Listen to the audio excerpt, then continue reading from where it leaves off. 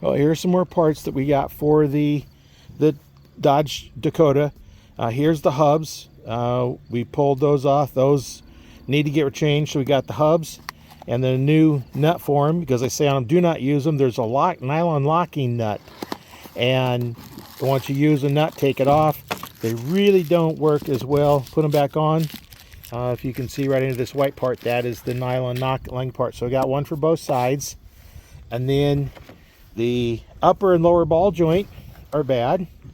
I prefer Moog parts. Was able to get them for the lower, couldn't get them for the front, the uppers. So those will have to do that. We'll have a video on how to change those. The original ones are riveted in, which you got to grind them off to get them out.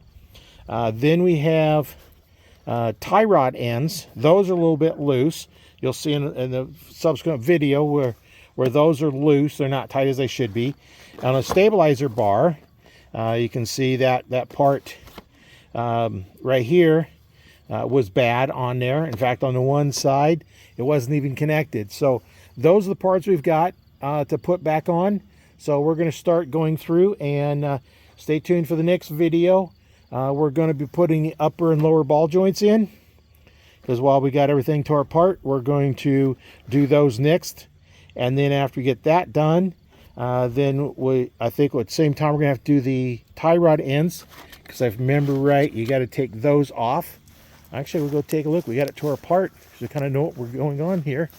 And here is what we have. And on the hub, those are in here.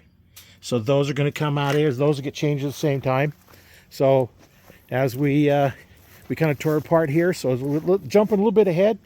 But these are the parts we have, along with the other parts for the brakes. So by the time we get done, but the only thing we haven't changed might be the inner tie rod. But that one didn't look like it was bad, because I didn't really look at it. So that one we have to do later. But anyway, that's what we're going to do on brakes. So, and steering, we'll make sure we can stop. Because if you can't stop, there's no reason to go. And that's what we got coming up here. So stay tuned. That's all of our parts. And now I think we have everything we need to put it together, and we'll go from there. So stay tuned for the next video where we do the upper and lower ball joints.